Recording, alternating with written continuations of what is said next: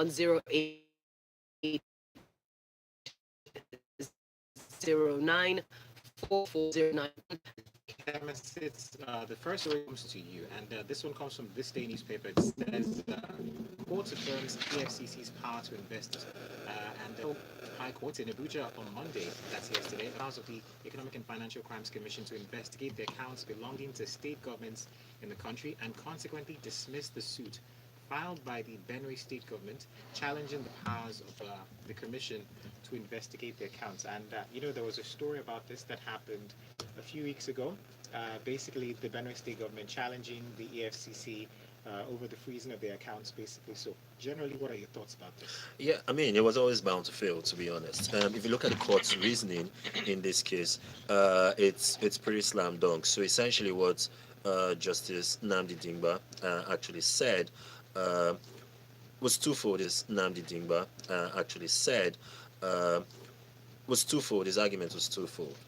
First, the powers of the EFCC under Nigerian law are broad and not limited to any geographical location. I think that's fair to that's a fair summation, considering that they're a federal government agency, they're an investigative and prosecutorial agency, and so they have wide geographical latitude.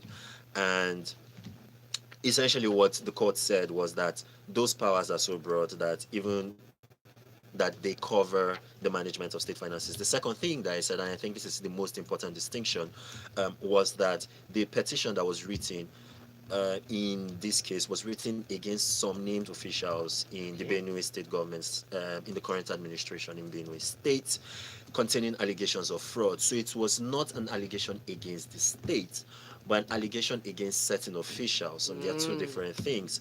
And under Nigerian law, it's a basic elementary principle under Nigerian law. If you're not a governor or you're not a deputy governor, if you're not the president, you're not the vice president, you do not enjoy legal immunity, right? Which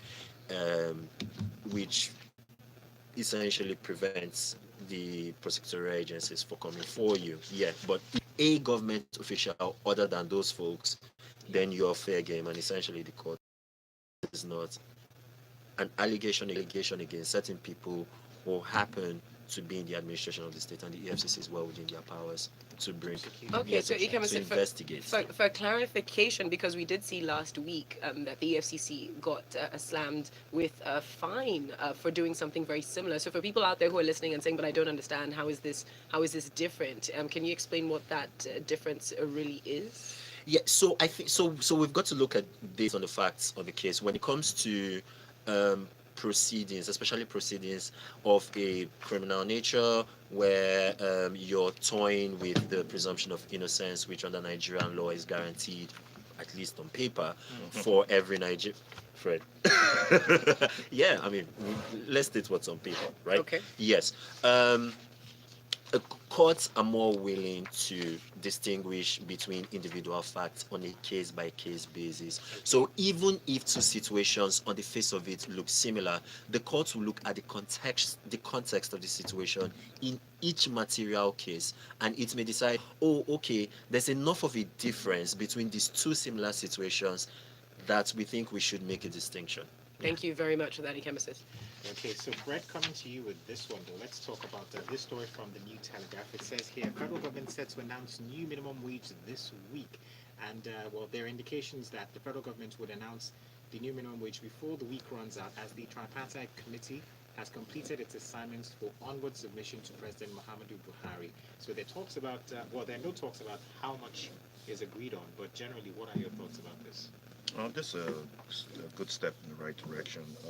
The Labour Congress, the Labour group is pushing for 65,000 naira, and the government is pushing for something around 25,000. So, in all, the working class gets an increase. And I think what I like specifically out of this is that there's a trend that is currently happening, right? Whether the current government is trying to make sure that everyone has a smiling end to their last part of the 4 years in government, it's like they're leaning to what the people want, or they're leaning to the people's demands. So if this trend continues, even if it's slow, it just seems like going forward would be able to have a voice that would count in the overall government activities. But Fred, aren't there concerns about the government actually being able to fulfill, hold up their end of the bargain if we are still realistically seeing governments, the state and federal, struggling to pay salaries on time effectively? What hope is there for this increase? And also, we do note that the Labour was sort of excited. They're saying, organized private sector. So it's clear that they already expect the organized private sector to be able to meet up with whatever the minimum wage is. But one of the largest employers is government, state and federal. Yeah, so I saw that too, where it says the organized private sector, the manufacturing. So I thought I wasn't sure how. Yeah, it's the Manufacturers Association of Nigeria. Association are agreeing to pay this increase. But as you said, the government is the highest employer of labor, and that's a big chunk. I want to believe that the government would sustain any payments that would make at least to the end of this political cycle that's coming. Yes, okay. And then the next government can deal with the problems. Not saying you said next, like they might be the same, but yes. At least there they can come back to the negotiating table and say, oh, default or something. But going in, for the next 6 months or so, we'll see an increase. All right. Thank you very much. I think one of the things that we should also be concerned about is inflation anyways. Yes. Going into this increase. I was going to ask that, can the government meet up? You mentioned it's another ballgame entirely, but we'll see where that leads. Let's go to our next story. We're still coming to you with this one, Fred. It says, Osun Poll Protest, Saraki, Murry-Bruce, Melaye drag police to court over invitation. And we talked about this yesterday. Following alleged attempt to arrest them for staging a protest to the national headquarters of the Independent National Electoral Commission, INEC, the Senate President, that's Dr. Bukola Saraki, Senators Dino Melaye and Ben Murry-Bruce, yesterday dragged the Inspector General of Police, Ibrahim Idris, to court. Maybe they're talking about quite a number of things about harassment and also, intimidation and threat to, peace and other things related. I guess this has been the common man's plight for a while. So it's when it comes to this, like cases of people feeling intimidated by the police or they're not following due process. Obviously, common man doesn't have the balls to be able to hold or grab a policeman or enforce his, forcefully, try and resist. In this case, it's just the outcome of this will probably shape a lot of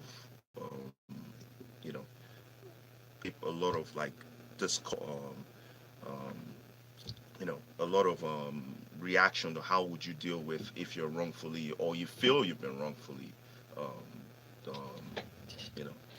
accused or assaulted or like.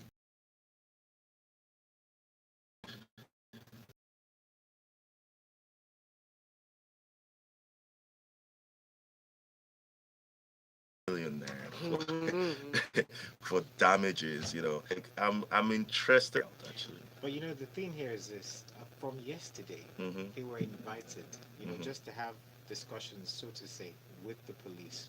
Now it's turned around to filing for all these things that they've stated that courts to declare harassment. Police have the rights to do whatever, if they're within.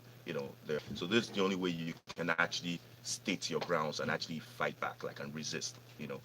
Pictures. So the initial things that went out, there were pictures where these people were seen, grabbing police and taking. Obviously, those don't show who started first. Okay. But it shows that action. So we can only, go by what plays out eventually.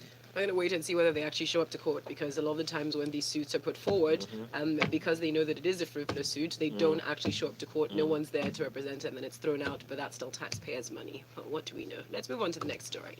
Okay, so this one says the Pensions Transition Directorate has disclosed that the federal government has made it a priority to ensure pension payment is made before salary payment to civil servants. And well, Ikemesit, we talked about this downstairs a few minutes ago.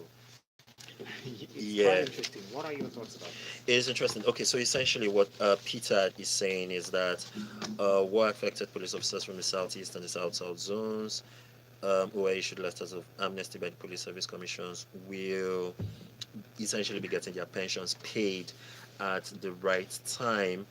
What the executive secretary of PTAD, Sharon Ikeazo, said is that the only guys that who are yet to receive the benefits so far are those who are not able to, either as a result of their demise before the amnesty was granted in 2000, discrepancies in their records, fraudulent documentations, or they don't have their names with the Police Service Commission.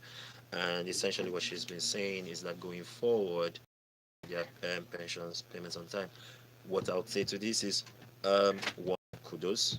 I think anybody who has ever served this country and does not have the opportunity to do that anymore by reason of age or disability or anything, well, let me not say everybody, a lot of people who have typically have one negative experience or the other. So if the government does something in this regard to live up to his responsibilities to them, that's always a thing to be encouraged. Secondly, and this would suffice as a bit of, an explanation to this, why the Pension Transition Directorate even exists is because prior to 2000, we had a particular system for paying pensions, the defined benefit system. Okay. We have transited into the contributory pension scheme, which is more innovative and which is diverts the primary responsibilities away from government and public institutions and invests that more in private sectors. More in the private sector has led to higher compliance rates amongst employees, even though one of the noted clinks in the system again is that the federal government and the state governments haven't been as consistent in their pensions payments as, say, private sector participants, private sector employers. So it will be interesting to see how this goes, how this pans out going forward. But this seems to be like a backlog of payments that were due and then they were made. So although they say that they paid about 900 million between 2015 to 2018. And 18, yes. So yep, good stuff. I think going forward, the most important trend to watch is if now that the backlog has been cleared, they do not create another backlog that we are talking about a few years from now and celebrating that new backlog has been cleared. So consistency, really. All right, thank you very much for that, gentlemen. A few messages have come through, so let's see if we can blaze through them. MI from Akoka sends this one up on WhatsApp. He says, the government should be sure to also announce the new minimum wage that they will be able to pay. On the part of Labour, will they also take up the gauntlet and challenge their members to up their productivity? You see, there's no free lunch anyway, he says. And as for Big T up on WhatsApp, he says, minimum wage, let me foretell the future. The government will play politics with it. Will agree to some increase. They will implement it now, but soon after the elections, they will default and say no money. All right. While Kenneth asks a few salient questions, he says, please, how do we trust politicians? They told Nigerians the same story since 1999. What else can they say? Plus, did the protesters get a police permit before proceeding to protest on the road? And let's see more coming in. Bolaho sends in this message to say the Senate President, Melaye and Bruce, dragged the police to court. Great. Right to a peaceful protest is one of our fundamental rights. There ought to be no intimidation by the police so long as it is peaceful. Whether justice is served in our law courts will remain to. Well, let's go over to the National Assembly now and talk about resumption of the Senate. The headline from the Vanguard, which is where we've taken the story for today, reads, Anxiety over fate of Saraki Dogara as National Assembly. Rather lengthy, but it sort of echoes a little bit the ramblings and back and forth of what's been going on in that space. 75 days after they went on holiday, they will resume from their annual recess. Do note that since the 25th of July, they have not been sitting. That's a long time. They were meant to be back in office the end of September. That that didn't happen because we know primaries were going on, even though they didn't give us any concrete reasons. But now as they're coming back, it's sort of expected to be a little bit stormy. Why? Well, Senate President has defected, so has Dogara, and there are a lot of salient issues that do need to be discussed. The approval of funds for INEC, amendments to the electoral bill, state and community policing. So it's gearing up to be a rather stormy session today. What are your thoughts? Yes, there are so many moving parts. In fact, I have more jottings on this story than I think I've had since I got out of school. Yeah. So a couple of things would make this not just the resumption today, but essentially this particular session of the the elections rather interesting. There are a couple of them, which is the defection. This will be the first time under the current administration where the APC does not, at least nominally, have a majority in the upper house of the National Assembly. And when you consider the fact that the APC's track record in terms of effective governance, pushing forward on key legislative reforms in key sectors like the petroleum industry, like education, and a couple of other things, like greater political freedoms, political reform, as when they had majorities in both houses of the National Assembly. It will be interesting to see what their performance, right, under a PDP, at least barely controlled PDP Senate and an APC controlled House of Representatives will be. Another point is that even though those defections were announced and then the Senate went on recess, a couple of people have actually come out to say, oh no, hi, we're still APC members, right? So it will be interesting what the dynamic would be, right, in the Senate particularly. The Senate is actually the most interesting place to look at right now. Here's a question. Do you think there should be any credence lent to the assertions or the rumors of sort of rolling around the characters of Saraki and Dogara? Because that seems to be what's worrying a lot of people at the moment. Is that still going to happen? The heat of it seems to have died down, but any credibility to these rumors? I'm glad you took us there. Well, the heat of it seemed to have died down because everybody was focused on securing their immediate political future. So now that that's cleared out and out of the way, and people are at least were reasonably clear about where Saraki might be going forward, where a lot of these other guys, in the Senate and in the House of Representatives might be, they can now get down into the business of properly assessing that situation. It's really interesting that one of the people who has come out and has been quite vociferous about still removing Saraki is Senator Ovie Omoagege. He's quoted as saying, yes, we'll remove Saraki at the slightest opportunity. And according to him, the moment Saraki left the APC to join the PDP, he lost the, quote, legal and moral rights to occupy the office of the Senate. The only chink in the armor of his argument is that Ovie Omoagege himself defected to the APC from the Labour Party. So the question then becomes, if someone has lost the legal and the moral rights he's in, can we talk about your own position too? So all of this makes things more interesting. There's a new principal officer, the Senate Minority Leader, on the APC side of things, because the old Senate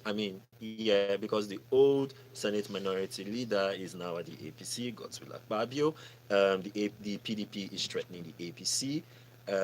Caucus not to disrupt the business of lawmaking. If not, that will not give them a good look in the eyes of Nigerians. And so there are so many moving parts.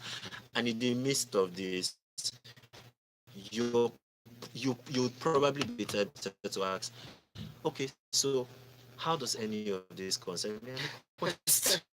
And the answer is, I don't have many good answers for you.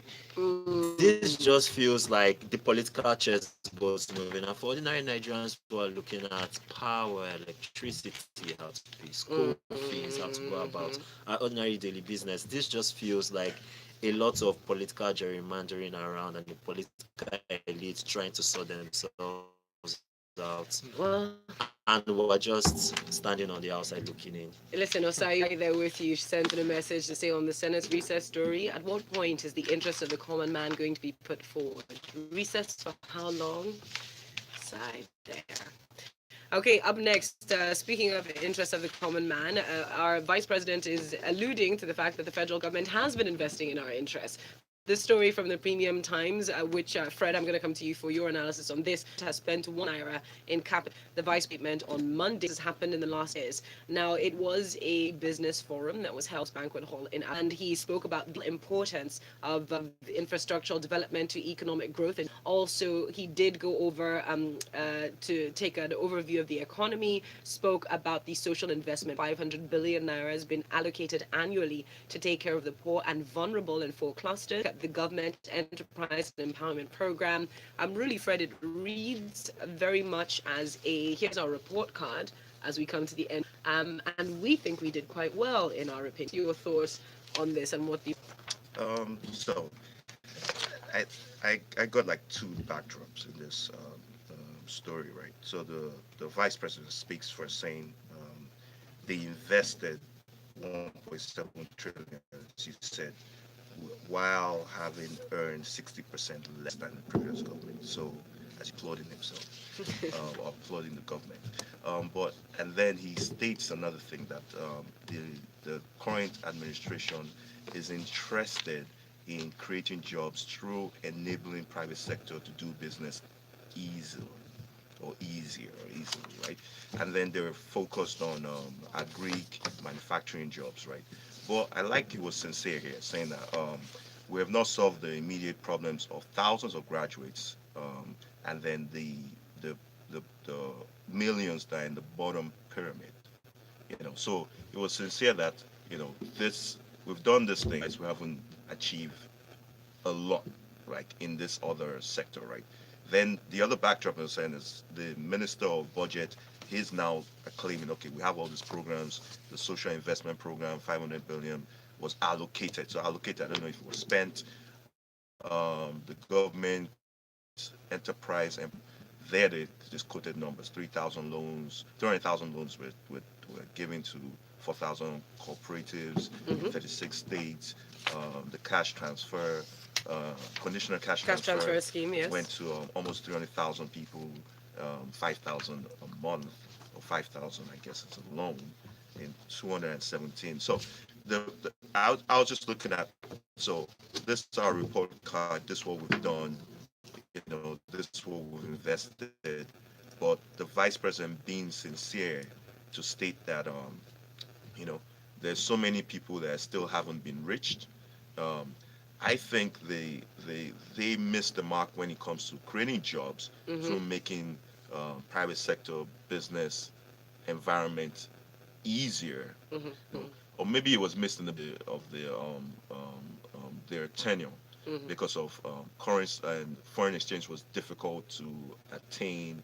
There was hike in foreign dollar or foreign exchange rate to the naira, and that caused the immediate hardship. I don't think we've gone out of that cycle, that mindset. So all of this applauding doesn't not really felt it as a sector. Yeah, staying with you still, Fred, though, very quickly on this next issue from the Guardian newspaper is where this comes. The government raises a panel to fight insecurity. So according to the Minister of Defense, Mansour Mohammed Dan Ali, they've set up a defense and security think tank to combat security threats around the country, understanding that perhaps we need a new approach to dealing with our insecurity issues.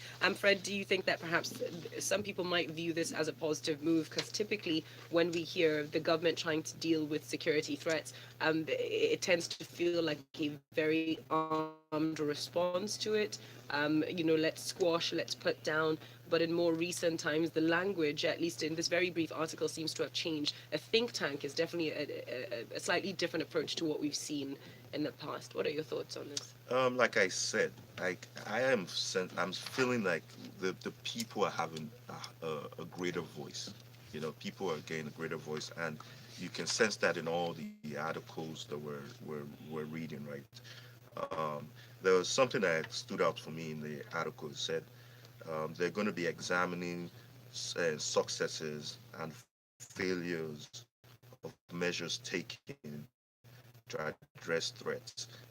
So they're going to be doing a more, as you said, a more general analysis on what's worked, what doesn't work, How do we go forward? And as you said, there's a think tank.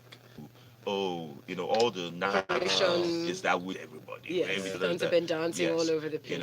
We're being a bit more selectivity as we're going into our election cycle. Electoral enforced. I knew Ikemesit was going to go there, but that's fine. Thank you very much for that. Very quickly now on to our final story. Thank you, Fred. Ikemesit, back to you. The headline from this day reads, albeit we have reabsorbed our Akwa Ibom government insists. Now, what they're referring to is about 5,000 teachers that were sacked in the twilight of Governor Udom administration. Now, this happened because of alleged fake credentials that came through. But what the Akwa Ibom government is saying now is that yes, we retested, we gave people teachers another opportunity, and we reabsorbed those that were qualified to be teachers. Ikemesit, what are your thoughts on this? People who are pushing to have everyone who their credentials are not up to scratch to be absorbed back into the workforce vis-a-vis our need to trim the fat and just have quality educators. It's quite interesting. So this has become a political thing that they actually bring up to attempt administration. Governor elected in is that hurriedly Nigerian standards that were a month before to ability, they were not properly termed, their files were there were all of those things. That's to first, and then a proper recruitment exercise actually took place. And the point is, that was exactly what happened. I mean, it's rare for me to sit down here and say, and essentially validate what a Nigerian government, federal or state, said. But that's essentially what happened in this case. But it's become such a hot political potato, and maybe that happened in part because the Manuel administration really took its time in doing this, and this was actually not resolved until the middle of last year. And so because it lingered, it just served as really political for us. So interesting to see how it plays out. Thank you very much. And we wrapped up on our live stream. J. Lou, first of all, giving a big shout out to Judge Ikemesit, he says. Yo. A correct guy with correct analysis, but also says, listen, the APC, can they just make Osinbajo president and Buhari vice president and chairman of the EFCC? Maybe that. Not that easy. While Cyril says, addressing a comment that I made earlier, saying that, to call this action to enforce fundamental human rights by people who were tear gas during a peaceful protest as frivolous isn't right. See, Chuka Okadigo died as a result of complications from tear gas by the same Nigerian police during a rally. The Nigerian police need to be checked. Cyril, you're correct. Excesses in any form need to be checked. But instead of asking for money, which essentially is going to come from us, the taxpayers, perhaps they should ask for certain actions to be carried out against the Nigerian police. And because of the amount of money they're asking for, it does imply, and we've seen this sort of thing happen in the courts a lot, that they probably will not follow through. It may have been done for headline stories, but we would love to see the excesses of the police checked, and perhaps they should try and enforce that more regularly when it happens to ordinary citizens, not just themselves. On that note, I think we're done with Fresh Request for this morning. I think so. Yes, excellent. Thank you very much. Find our analysts up online. We have got Judge Ike, that's Ikemesit Effiong, and Mr. FB Alison up on Twitter. That is Fred Alison. Coming up next, we've got exciting entertainment for you inside of the grapevine and brand new music. So keep it locked to Smooth Breakfast on Smooth 98.1. I invest. Investing made easy. Thank you.